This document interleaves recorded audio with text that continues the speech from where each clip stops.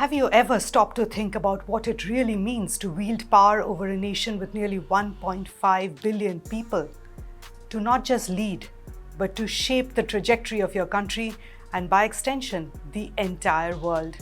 That's exactly what Xi Jinping is doing right now, and we're watching it happen in real time.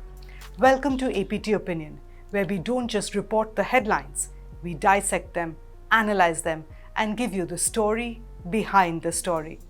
And the story this week, unfolding in Beijing at the Fourth Plenary Session of the 20th Central Committee of the Chinese Communist Party, is nothing short of monumental.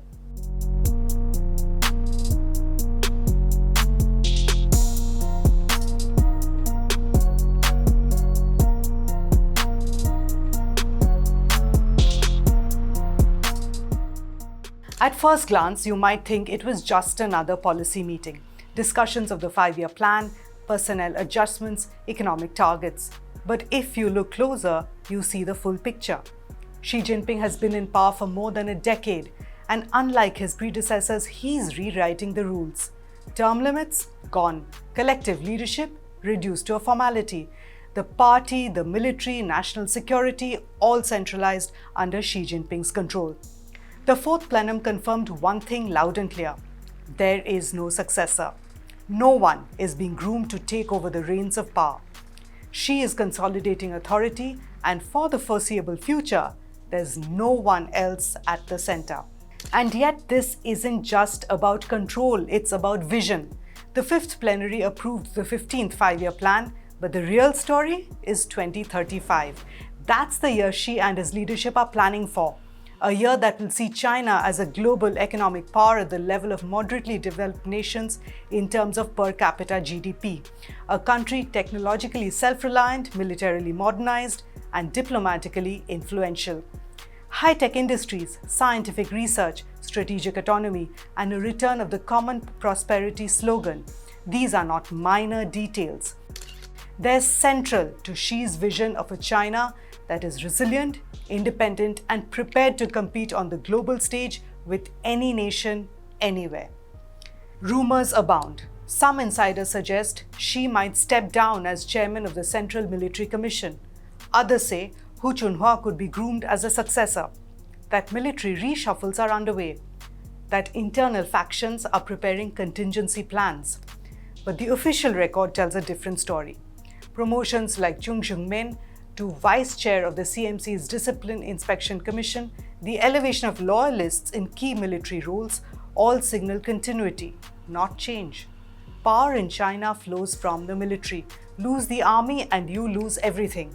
Xi Jinping understands this perfectly, and he's not relinquishing control. History provides essential context here.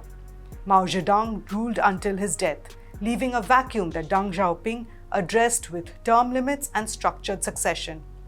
Jiang Zemin and Hu Jintao followed orderly timelines, ensuring smooth transfers of power. Xi has intentionally broken this pattern. He views constrained collective leadership as a weakness, a structure that fosters factionalism, corruption, and disloyalty. Xi prefers centralized, unconstrained authority, a model reminiscent of Mao rather than his immediate predecessors. He believes he is the leader of destiny for this moment, entrusted to guide China through an era of unprecedented opportunity and risk. The Fourth Plenum reinforced that perspective. It was not a routine meeting, it was a declaration that Xi's vision will guide China well into the next decade and beyond. The implications extend far beyond China. A strong, predictable China under Xi's leadership offers a counterweight to Western dominance. It gives emerging economies real options. It stabilizes global supply chains, technological development, and international security networks. The Belt and Road Initiative, BRICS Plus, high-tech industrial policy, and military modernization all rely on centralized authority to function cohesively. Without Xi, policies could fracture, supply chains could destabilize, and global uncertainty would rise. His continued leadership provides a kind of strategic predictability that the world cannot ignore. But let's be honest, this concentration of power comes with risk. Succession is a taboo subject in Beijing. There is no clear heir, Young leaders may be emerging at provincial and city levels, but none are positioned to assume control of the party or the military. This is deliberate. Naming a successor too early could shift loyalty, create factionalism, and weaken Xi's authority. He controls not just the levers of power, but also the timing of their transfer. Until he decides otherwise, Xi remains the absolute center of gravity for China's domestic, economic, and military strategy.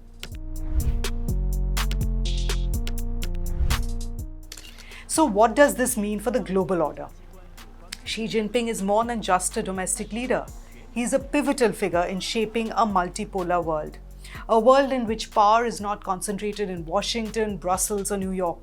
A world where emerging economies can assert themselves, where influence is balanced, and where international trade, technology, and security networks are not dictated by a single superpower. Xi's vision and the continuation of his leadership directly impacts the balance of global power.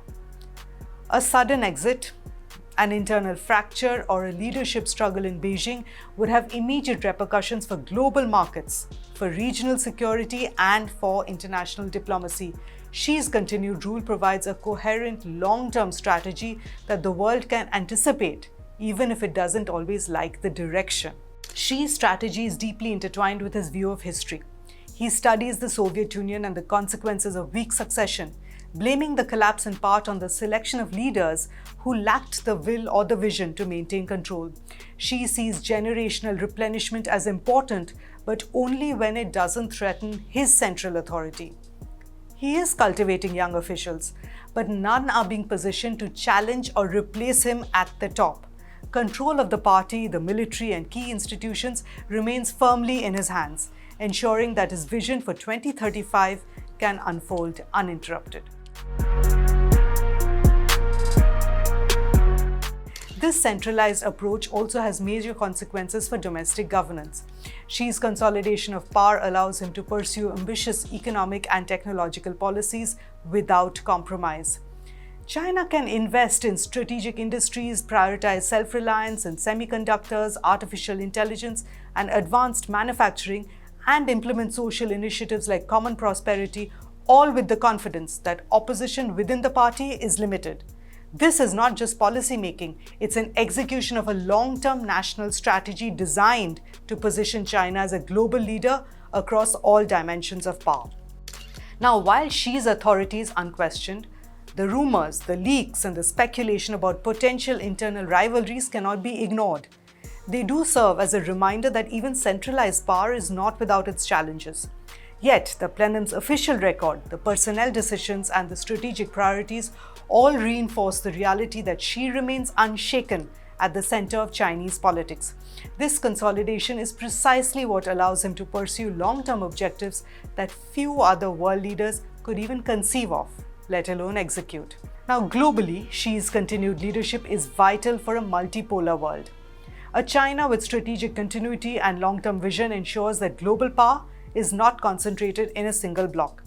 It provides emerging economies with alternatives, balances the influence of established powers, and fosters a world where negotiation and competition are not dictated by one dominant nation.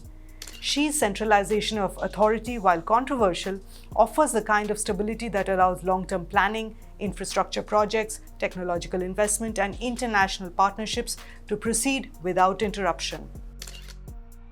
The story unfolding in Beijing is not just about Xi or China. It is much bigger. It is about the 21st century and the forces shaping its balance of power.